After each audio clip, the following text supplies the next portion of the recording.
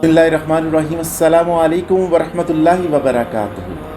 मैं हूँ आपका अपना होस्ट अताउल मुर्तज़ा, आपके अपने यूट्यूब चैनल अल्लाह वालों की बातों के साथ। आज हमने जो महफिल सजाई है, ये उन हस्तियों के बारे में सजाई है जिनकी वजह से आज हम दुनिया के अंदर मौजूद हैं, यानी अपने वालिदैन, अपने माँ बाप, अपनी जन्नत के बारे में। कुरान पाक में अल्लाह ताला इरशाद फरमाता है कि जब तुम दोनों में से किसी एक को या दोनों को बुढ़ापे में पाओ तो इनको उफ़ तक नहीं कहना, और आजिज़ी के साथ इनके सामने दरगुज़र फरमाओ, इनके सामने झुक जाओ आजिज़ी के साथ, और इनके बारे में अल्लाह ताला से दुआ करो, रब्बिरहम्हुमा कमा रब्बयानी सगीरा।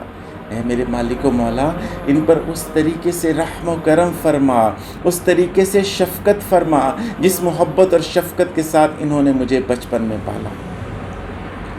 Just look at the words of Quran पाक।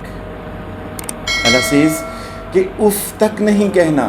उसको पता है कि ये बंदे उफ़ कह सकते हैं, उसको पता है कि ये बंदे उकता जाते हैं, और हमें हुक्म दे रहा है कि वो बुज़ुर्ग हो गए हैं, वो बच्चों की तरह चिड़चिड़े हो गए हैं, उनको नहीं समझ आती, उनको नहीं पता चलता, लेकिन तुमने उनसे उकताना नहीं है, तुमने उनसे उलझना नहीं है, तुमने उनके साथ बदतमीज़ी या बदसलूकी नहीं करनी, और यहाँ तक कि उनको उफ़ तक नहीं कहना। उफ़ एक साइन ऑफ एक्सक्लेमेशन होता है जिसके अंदर इंसान सिर्फ इजहार करता है कि मैं उकता गया हूँ, यानी ये भी नहीं कहना कि उकता गया हूँ, उकताने का साइन भी नहीं देना आपने कि उफ़ अब्बा जी ये क्या कह दिया, उफ़ अम्मा जी ये क्या कह दिया, उफ़ मैं तो तंग आ गया, ऐसा भी नहीं कहना। एक हदीस पाक के मुताबिक एक सहाबी रसूल सल्लल्लाहु अलैहि वसल्लम आका सल्लल्लाहु अलैहि वसल्लम के पास तशरीफ़ लाए और अर्ज़ करने लगे कि या रसूलल्लाह सल्लल्लाहु अलैहि वसल्लम, जिहाद के ऊपर जाना चाह रहा हूँ। तो आका सल्लल्लाहु अलैहि वसल्लम ने फरमाया कि क्या तुम्हारे घर में तुम्हारे वालिदैन मौजूद हैं? तो उन्होंने अर्ज़ की जी या रसूलल्लाह सल्लल्लाहु अलैहि वसल्लम वालिदैन मौजूद हैं। तो आप सल्लल्लाहु अलैहि वसल्लम ने ये नहीं कहा कि चलो फिर खैर है, फिर मेरे साथ चलो। आप सल्लल्लाहु अलैहि वसल्लम ने फरमाया कि जाओ, जाकर उनकी खिदमत करो, ये भी तुम्हारा जहाद है। यानी अगर आज हम बात करते हैं कि आज तो वो जहाद वाला वो अंदाज़ रहा ही नहीं, आज तो जहाद वाली वो बातें रही नहीं, लेकिन अगर इस हदीस पाक पर गौर करें तो पता चलता है कि आज भी हमारे पास जहाद का मौका मौजूद है। आज भी हम घर बैठे अपने वालिदैन की खिदमत करके जहाद का सवाब कमा सकते हैं। एक और हदीस पाक, बहुत खूबसूरत हदीस पाक मौजूद है कि अल्लाह ताला के हबीब सल्लल्लाहु अलैहि वसल्लम फरमाते हैं कि जो कोई अपने वालिदैन को मोहब्बत की नज़र से देखता है तो अल्लाह ताला उसको एक मकबूल हज का सवाब अता फरमाता है। आप में से माशाल्लाह बहुत खुश नसीब होंगे जो कि हज की शहादत से मुशर्रफ हो चुके होंगे। आपको अंदाज़ा है कि पहले लाखों रुपया ख़र्च करके यहाँ से जाएं, वहाँ पहुँचे, फिर वहाँ पर कई दिन अपने ज़िंदगी के मामूलात को छोड़कर हम वहाँ पर अल्लाह की बारगाह में हाज़िर होते हैं, फिर हम हज करते हैं, और फिर भी पता नहीं होता कि ये कबूल हुआ कि रद्द हो गया। लेकिन नबी पाक सल्लल्लाहु अलैहि वसल्लम का फरमाने आली शान, जो कि पत्थर पर लकीर के आका सल्लल्लाहु अलैहि वसल्लम ने फरमाया कि तुम उनको मोहब्बत की नज़र से देखो तो तुम्हें एक मकबूल हज का सवाब मिलेगा। यानी यहाँ पर एक साहबी रसूल सल्लल्लाहु अलैहि वसल्लम ने पूछा कि या रसूलल्लाह सल्लल्लाहु अलैहि वसल्लम, अगर हम इनको 100 बार देखें तो क्या 100 हज का सवाब मिलेगा? तो नबी आखिरुज़्ज़मा सल्लल्लाहु अलैहि वसल्लम ने फरमाया कि अल्लाह ताला जो है वो इन चीज़ों से पाक है, हाँ वो 100 हज का सवाब भी दे देगा। तो अभी कुछ किया नहीं, अभी उनके पाँव नहीं दबाए, अभी उनको खाना नहीं बना के दिया, सिर्फ़ एक मोहब्बत की नज़र से उनको देख लिया, तो अल्लाह करीम ने एक मकबूल हज, वो हज जिसको कबूल कर लिया गया हो, उस हज का सवाब आपके नामाए अमाल के अंदर लिख दिया। सुभान अल्लाह।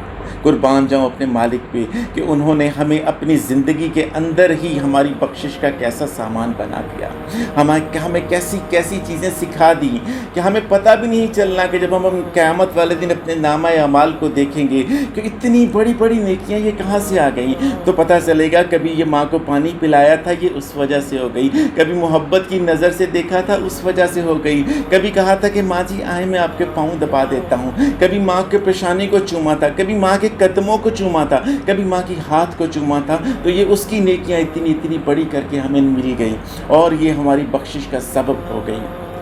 ناظرین اکرام، آپ کو ایک اور چیز بتاتا چلوں، جانے زندگی کے کون کون سے غم اور تکلیفیں ہیں جو ہمارے والدین کی دعاؤں کی وجہ سے اللہ کریم نے ہم سے دور کر دی۔ جو یہ والدین ایک ایسی ہستی ہوتی ہیں جو ہر وقت دعا کرتی ہیں، جن کے دل سے دعائیں نکلتی ہیں، جن کے دل سے دعائیں نکلتی ہیں تو عرش تک بغیر کسی پردے کے پہنچ جاتی ہیں، تو ان سے دعائیں لیں۔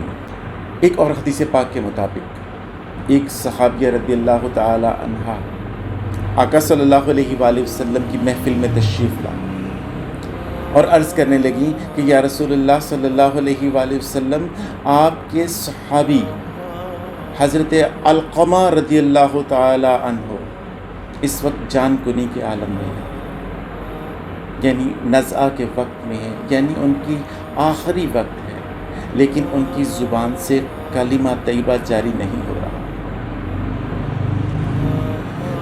صحابی رسول صلی اللہ علیہ وآلہ وسلم ہے لیکن کلمہ جاری نہیں ہو رہا۔ آقا صلی اللہ علیہ وآلہ وسلم نے دریافت کیا کہ کیا ان کے والدین زندہ ہیں؟ وہ عرض کرنے لگی کہ ہاں یا رسول اللہ صلی اللہ علیہ وآلہ وسلم، ان کی والدہ زندہ ہیں۔ تو آپ صلی اللہ علیہ وسلم نے فرمایا کہ کیا وہ راضی ہیں؟ تو وہ عرض کرنے لگی نہیں، وہ ناراض ہیں۔ آقا صلی اللہ علیہ وآلہ وسلم نے پیغام بھیجا کہ علقمہ رضی اللہ تعالیٰ عنہ کی والدہ ماجدہ کو پیغام بھیجا جائے کہ کیا میں ان کے پاس تشریف لاؤں یا وہ میرے پاس آتی۔ تو چند لمحوں میں علقمہ رضی اللہ تعالیٰ عنہ کی والدہ ماجدہ تشریف لے آئیں۔ آقا صلی اللہ علیہ وآلہ وسلم نے یہ نہیں بتایا کہ وہ آخری وقت میں ہیں، نزعہ کے وقت میں ہیں۔ آپ صلی اللہ علیہ وآلہ وسلم نے فرمایا کہ علقمہ کو معاف کر دو۔ وہ عرض کرنے لگی کہ یا رسول اللہ صلی اللہ علیہ وآلہ وسلم، میرا بچہ بہت نیک ہے، تہجد گزار ہے، نمازیں پڑھتا ہے، عبادت گزار ہے، لیکن وہ میرے ساتھ گستاخی سے پیش آتا ہے، میں نے اس کو معاف نہیں کرنا۔ ان کو نہیں پتا تھا کہ ان کے بیٹے کا آخری وقت ہے۔ آقا صلی اللہ علیہ وآلہ وسلم نے حکم دیا کہ اے بلال، لکڑیاں اکٹھی کرو، علقمہ کو جلا دو۔ ان کی والدہ تڑپ اٹھی کہ یا رسول اللہ صلی اللہ علیہ وآلہ وسلم، ایسا کیوں؟ آپ صلی اللہ علیہ وآلہ وسلم نے فرمایا کہ علقمہ کی جان کنی کا وقت ہے اور وہ بہت تکلیف میں ہے، اگر تم اس کو معاف کر دیتی ہو تو وہ ان کی تکلیف آسان ہو جائے گی، لیکن اگر تم معاف نہیں کرتی تو یہ بہتر ہے کہ ان کو لکڑیوں سے اکٹھی کر کے ان کو آگ لگا دی جائے اور ان کو جلا دیا جائے، یہ ان کا عذاب کم ہوگا اس عذاب سے جو کہ قیامت والے دن ہوگا۔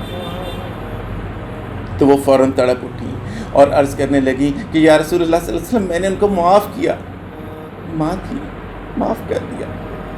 انہوں نے معاف کیا اور ساتھ ہی ان کی جان کنی کا وقت جو ہے اس میں ان کو کلمہ طیبہ یاد آ گیا اور انہوں نے پڑھا اور ان کا آخر انتقال ہو گیا۔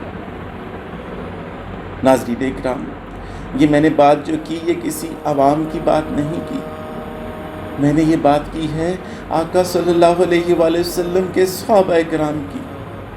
تمام ولی غوث کتب ان کی قدموں کی خاک کے برابر بھی نہیں بنتے۔ وہ اگر والدہ کی ناراضگی کی وجہ سے اپنی زندگی کے آخری ایام میں، آخری وقت میں تکلیف میں آ سکتے ہیں، تو خدا را آپ سے ہاتھ جوڑ کر گزارش ہے کہ اپنے والدین پر محبت اور شفقت سے پیش آئیں۔ ایک اور حدیث پاک کا مفہوم ہے کہ تمہارے والدین تمہارے لیے جنت ہیں اور تمہارے والدین تمہارے لیے جہنم ہیں۔ یعنی یہ آپ کی مرضی ہے، خدمت کر کے جنت حاصل کر لو یا ان سے دور ہو کر، ان سے منہ موڑ کر، ان کو اف کہہ کر، ان سے ناراض ہو کر جہنم میں چلے جاؤ۔ ناظرین اکرام، یہ وہ ہستیاں ہیں جن کے اگر آپ قدموں کو چھونے کے لیے جھکتے ہیں تو اللہ تعالیٰ آپ کو بلند کر دیتا ہے۔ یہ وہ ہستیاں ہیں جن کے اگر آپ ہاتھ چومتے ہیں تو آپ کو جنت کی چوکھٹ چومنے کے برابر جو ہے وہ آپ کو سکون اور اجر ملتا ہے۔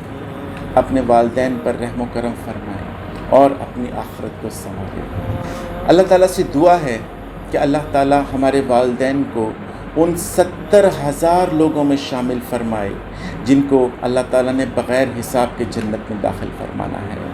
اللہ تعالیٰ آپ کو، آپ کے والدین کو اپنی رحمتوں کے سائے میں رکھے۔ اپنا خیال رکھیے گا۔ اللہ حافظ۔